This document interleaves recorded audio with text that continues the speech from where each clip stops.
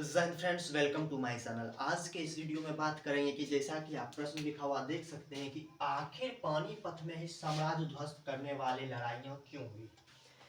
पानीपत में आप जानते होंगे कि कुल 3 लड़ाइयाँ हुई।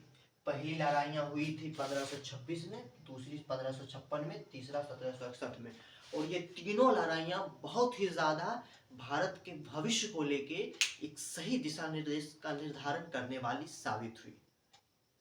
ये तीनों लड़ाइयाँ या पानीपत में जो लड़ाइयाँ हुई है, ये भारत के भविष्य को एक नए मोड़ की तरफ लेके जाती है और भारत में एक नए इतिहास के पन्ने को खोल के रख देती है।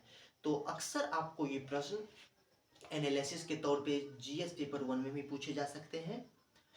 इसके साथ में इंटरव्यू में प्रश्न पूछे गए हैं, मॉक इंटरव्यू में आप देखे होंगे या फिर आपको रियल इंटरव्यू में पूछे जा सकते हैं कि आखिर पानीपत में ऐसी क्या खासियत थी कि आखिर पानीपत में ऐसे क्या खासियत थी कि वहां इतने युद्ध हुए और इतने निर्णायक युद्ध पानीपत में क्यों हुए। इसके आगे पीछे अगल बगल, एग्जाम्पल के लिए राजस्थान, दिल्ली, डायरेक्ट दिल्ली में, या फिर उधर ऊपर चले जाइए पंजाब, कहीं भी तो हो सकते थे, लेकिन पानीपत में क्यों हुए। तो सर्वप्रथम जो पानीपत में युद्ध हुए इसके कारण पहले इसकी स्थिति पे चर्चा करते हैं, उसके बाद कितने युद्ध हुए वो चर्चा कर लेंगे, फिर उसके कारण को जान लेंगे। तो इसकी जो पानीपत की जो एक्चुअल में स्थिति थी वो हरियाणा के यमुना तट, हरियाणा की यमुना तट पर और गंगा एवं सिंधु नदियों के उपजाऊ मैदानों में अवस्थित थी। यानी हरियाणा का जो यमुना का तट है, हरियाणा में जो यमुना नदी की धारा जो बहती है उसके, और देख सकते हैं आप सिंधु और गंगा नदियों के उपजाऊ मैदानों के मध्य थी। इससे आपको पता चलता है कि ये एक भूमि जब भी होगी, आप जानते होंगे कि जब भी नदियों के बगल में जितनी भी भूमि होती है तो वो समतल भूमि होती है।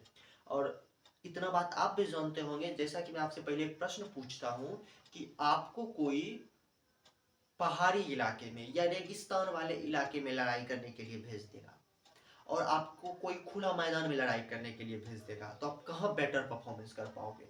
एब्सोल्युटली खुले मैदान में, क्योंकि पहाड़ है, रेगिस्तान है, इंसान छुप के भी हमले कर सकते हैं, बट मैदान में आमने सामने की लड़ाई होगी।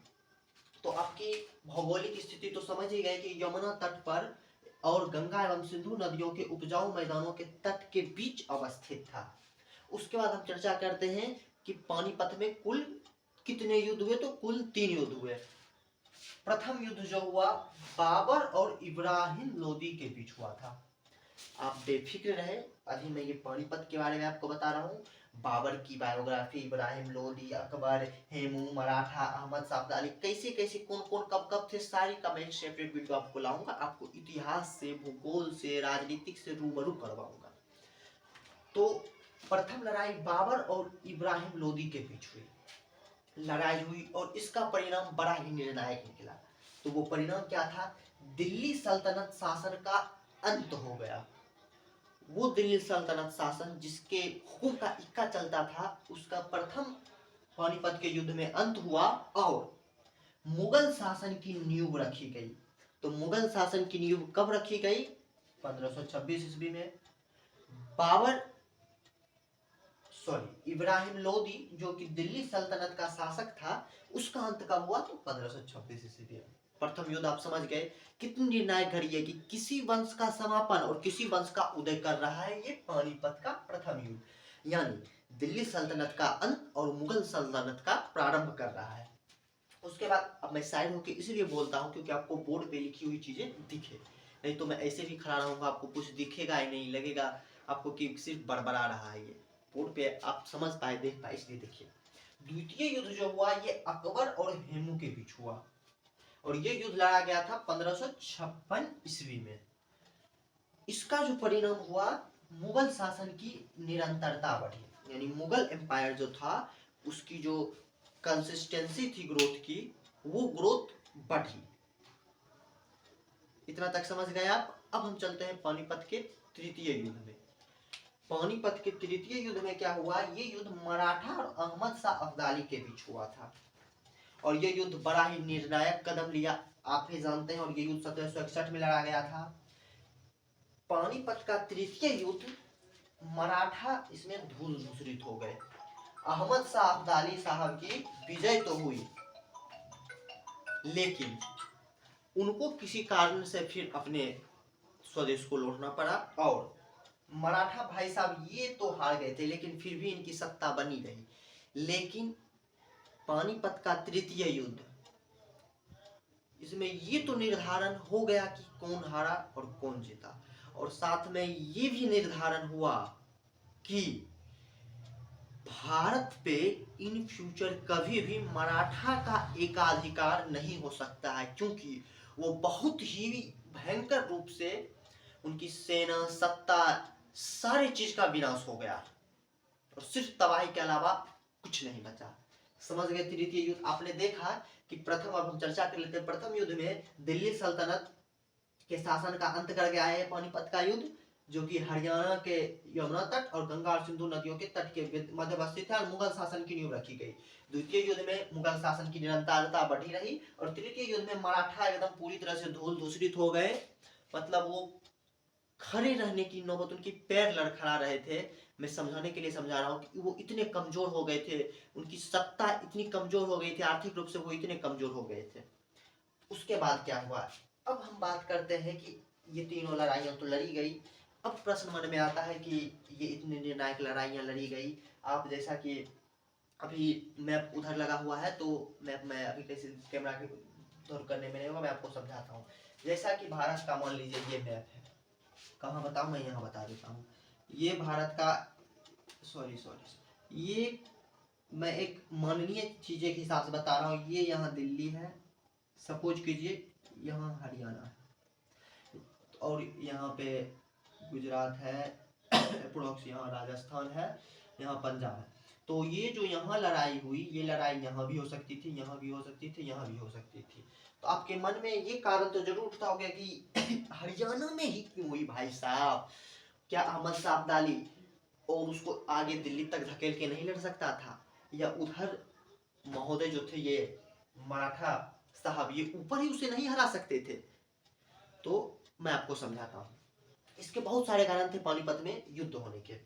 पहला कारण था कि दिल्ली से इसकी समीपता थी, हरियाणा की दिल्ली से समीपता थी, और ये समीपता किस उद्देश्य में थी? राजस्थान और पंजाब की अपेक्षा, क्योंकि जब भी दो पार्टी युद्ध करेगी तो दोनों में समय, पात्र और स्थान तय होंगे, और वो स्थान तय हुआ पानीपत का, क्योंकि वहां से दिल्ली से इसकी समीपता हरियाणा पानीपत की बहुत नजदीक थी। और नजदीक इसलिए थी क्योंकि वहां से आप हथियार आसानी से ले जा सकते थे, ले आ सकते थे, सेना का आसानी से आवागमन हो सकता था, सेना जो भोजन करती वो भोजन आ जा सकते थे, जो भी सैनिक मान लीजिए कि युद्ध में शहीद हो जाते थे, उनके जो पार्थिव शरीर होते उन्हें आसानी से ले जाया जा सकता था, इत्यादि बहुत सारे होते। ईंधन खत्म होते होंगे, कभी युद्ध ही हो रहा है, कभी किन्हीं अन्य सेना को आना होगा, जाना होगा, भोजन, बहुत सारी समस्याएं आती है, तो वो सभी इसकी दिल्ली से समीपता थी। ये तो इसका पहला कारण हो गया। दूसरा कारण क्या होगा? शेर शाह सूरी ने एक ग्रांड ट्रक रोड बनवाया था, और आप ये कमेंट करके बताओगे कि कब बनवाया था। ग्रांड ट्रक रोड के कारण विजेताओं को पानीपत पहुंचना आसान हो गया था। दिल्ली से तो समीपता थी, बट यहाँ पहुंचने में इन्हें पानीपत ग्रांड ट्रक रोड से और आसानी हो जाती थी। तो इसलिए ये पहला तो आप समझ गए कि सीधा सा इन दो वाक्यों का मतलब आप निकाल सकते हो कि मसला था रास्ता, रास्ता और जो आवागमन का साधन वो नजदीक पड़ता था पानीपत में। तीसरा जो है, इस क्षेत्र में मानसून वर्षा अवधि बहुत छोटी होती थी। इसका मतलब क्या हुआ कि यहाँ वर्षा कम पड़ते थे। यदि बारिश कम होगी, जैसे कि आप कोई भी, यदि यहाँ तो युद्ध हो रहा है भाई साहब, आप यदि कुछ भी करते होगे, कहीं आप कोई लेक्चर देने, भाषण देने वाले हो, किसी प्रकार की सभा का आयोजन करने वाले हो, कुछ भी करने वाले हो, तो आप देखोगे ना कि यहाँ जहाँ पर दिन रात वर्षा होती रहेगी वहाँ करोगे, या फिर कभी कभार साल भर में एक दो महीने छिटपुट कभी कभी पड़ गए, वहाँ आप अपना युद्ध अपने भाषण का आयोजन करोगे। बस यही बात थी कि पानीपत जो एक्चुअल में जगह थी, यहाँ पर बारिश बहुत कम हो, बहुत छोटी सी अवधि के लिए आती थी, मानसूनी वर्षा बहुत छोटी सी अवधि के लिए।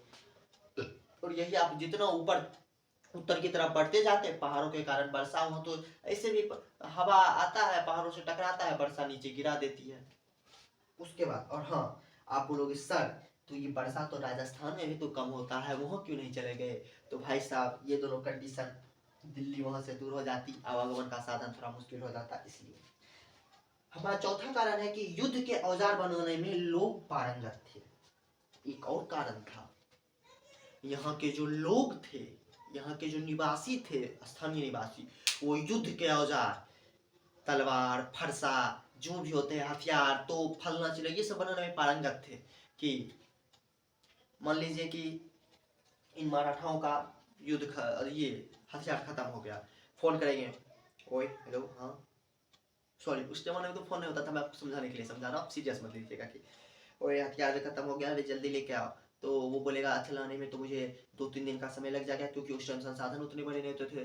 तो वहाँ क्या था, यही जो 2-3 दिन का समय ना लगे और हथियार खत्म होने से पहले तैयार हो जाए, तो इसलिए भाई साहब यहाँ के जो लोग थे युद्ध के औजार बनाने में पारंगत थे। और पांचवा कारण है कि पानीपत के आसपास का क्षेत्र समतल था। वही बात, नदियों के जो बगल के जितने भी इलाके होते हैं वो अक्सर समतल होते हैं। और मैंने आपको बताया था कि जितना मैदानी एरिया में आप युद्ध भयंकर तरीके से कर सकते हो, जितने अच्छी तरीके से युद्ध आप समतल भूमि में कर सकते हो, उतने अच्छे तरीके से आप युद्ध पहाड़ी रेगिस्तानी इलाकों में, जंगलों के इलाकों में नहीं कर सकते थे। इन्हीं सभी कारणों से ही पानीपत का युद्ध पानीपत में ही हुआ, समझ गए। और हमारा प्रश्न था कि आखिर पानीपत में साम्राज्य ध्वस्त करने वाले लड़ाइयाँ क्यों हुई? तो साम्राज्य ध्वस्त करने वाली सारी लड़ाइयाँ पानीपत में इसलिए हुई क्योंकि इसकी समीपता जो थी दिल्ली से थी, इसलिए यहाँ के हथियार से न भोजन इत्यादि आसानी से आ जा सकते थे। ग्रांड ट्रंक रोड के कारण आवागमन साधन आसान हो गया था। यहाँ मानसूनी जो वर्षा होती थी वो बहुत कम अवधि के लिए आती थी। युद्ध के औजार बनाने वाले लोग यहाँ पहले से ही पारंगत थे और पानीपत के आसपास का क्षेत्र समतल था। आशा करता हूँ कि ये वीडियो में मैंने आपको कुछ भी समझाया होगा, आपको समझ में आया होगा। समझ में आया होगा तो वीडियो को लाइक कर दीजिएगा, चैनल को सब्सक्राइब कर दीजिएगा, और यदि हो सके आपका दिल करे तो दोस्तों के साथ इसे साझा भी कर दीजिएगा। जय हिंद, वंदे मातरम।